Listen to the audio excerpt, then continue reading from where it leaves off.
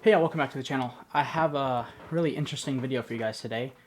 I've been home for, I don't know how long, about 5 days from Monday qualifying for USCGC, and then ended up qualifying, obviously, and getting 10th place.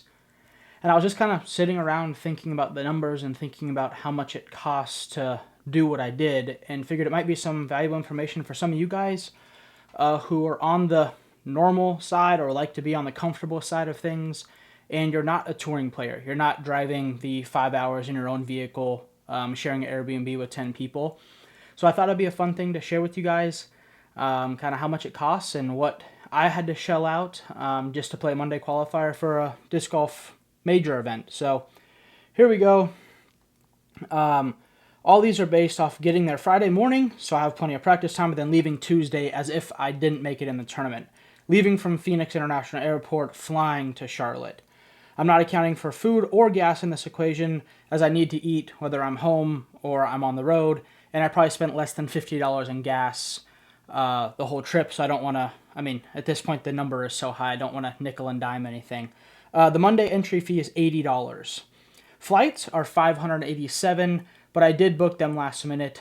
We had to come back for some baby stuff. That's why I missed Maple Hill and Green Mountain Championship.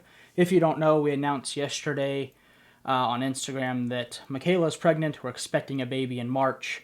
So I had to come back home. Well, I wanted to be there for this first baby stuff. I didn't have to do anything. Obviously, it's my first kid. Michaela wanted my support, so I came back in order to be able to be there for her and the new baby. So the flights were $587, which, again, could have been booked earlier, but everything kind of happened last minute, so I kind of just got stuck with that price. The rental car was $236, and the hotel was $564. So that's just for Monday. That's from getting there Friday to practice until Tuesday. That's $1,467. So once I got in the event, I had a $375 entry fee.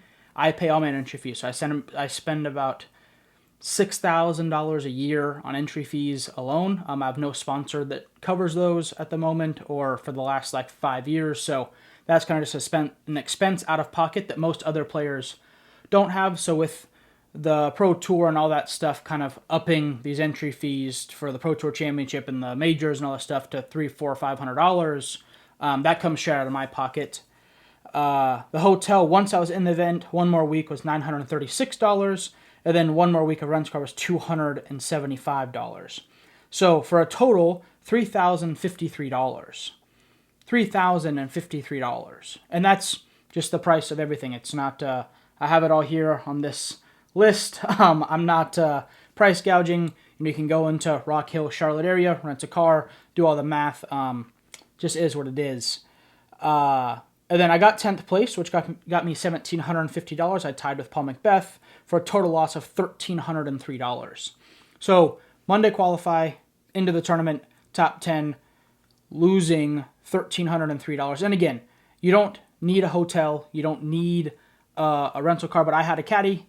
I had, I like to get where I want to be when I want to be there, if that makes sense. And if you're a normal human watching this and you're not a tour player, which most tour players don't suck as bad as me, so they don't have to Monday qualify, they are, obviously if I had the RV on that side of the country, it would have pretty much costed me gas and the entry fees and all that stuff. But obviously the hotel, coming in at $1,300 or $1,200, then the rental car coming in at another $550. That's $1,800 there. Now all of a sudden my $1,300 loss turns into a $500 profit. And again, that's 10 days of work. So that's 10 days of showing up to the course every day, practicing, grinding, warming up, playing the tournament. Granted, the tournament rounds take 3 to 4 hours. You warm up for an hour, so you're really only doing 5 hours worth of work. But I thought this would be a pretty interesting thing to fill you guys in on and let you kind of know what it might cost to go to a Monday qualifier. And especially if you qualify and you're a player that's Monday qualifying, you probably don't get your entry fees paid. So that's another thing to think about, is you're going to have a $375 entry fee to pay come Monday afternoon if you qualify. Again, I didn't count food or gas because at home I eat food and the gas wasn't all that expensive.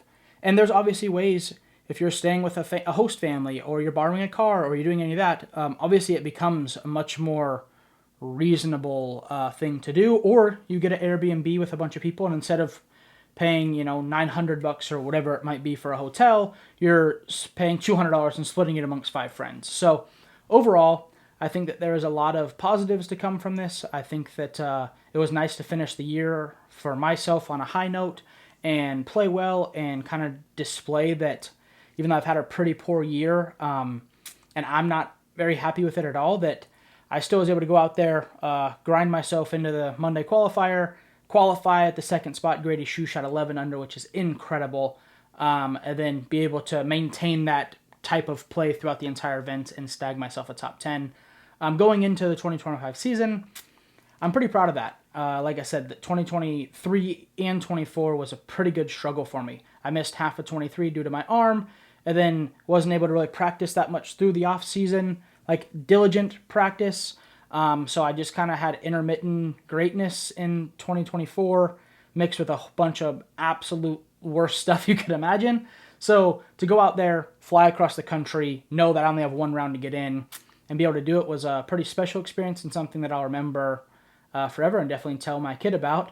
But overall, hopefully you guys enjoyed this. Hopefully this might give you guys, if you're wanting to be Monday qualifier warrior on tour, maybe this gives you some insight.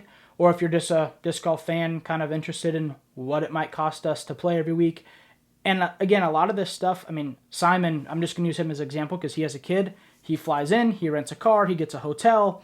Obviously, MVP is paying him a lot of money and paying his entry fee. But still, out of pocket for him, I would be surprised if most weeks he gets out for less than $1,000. As I just said, I got 10th at the major, got $1,750. And, that major pays relative or a little better than most of the Pro Tour events. So if you were to get top 10, which is obviously incredible in disc golf, in my opinion, right now, if I were to go to every event and get top 10, I think most people would say I'm a pretty good player. And just say you get $1,500, and that's not counting anything for your time. So for those lower level players who are stuck in a first year contract, or sadly, I think the disc golf contracts are slowly kind of starting to go down as the COVID boom kind of goes away. If someone's only getting per se $1,500 a month from their sponsor, and they're playing 4 events and they're getting top 10 and they're profiting between $0 and a couple $100, it's not the most sustainable. But hopefully, with all the work the Pro Tour is doing, DGN, hopefully the PDGA, we start getting some bigger sponsors. Hopefully, all of those numbers start increasing for the players between 10 and 30, because sadly, a lot of those 10 to 30 finishing players aren't getting a bunch from their sponsors. So hopefully that was insightful for you. Hopefully that gives you a little look into the tour life and other things like that. I thought about making a year-long video, but again, my stats are skewed because I have Michaela and the dog in the RV. So, whether it's a campground or dry camping or whatever, my stats don't really reflect what a normal person's year looks like. But again, this week looked like it was about as normal person as it gets. You fly there, you get there, you stay there, you pay the entry fee, you do all that. So again, that was $3,053. I got 10th place, $1,750, total loss $1,303. Either way, I love you guys supporting this channel. This channel helps me justify doing those things and going out there and doing all that stuff. So thank you guys so much for all of you who are watching. Thank you guys for all of the support throughout the years on this channel and supporting on my signature discs. Make sure to go support Infinite Discs, Finish Line Discs, Squatch Bags, EV7 Putters, and Greater Half Clothing. Thank you guys so much. We'll see you in the next one.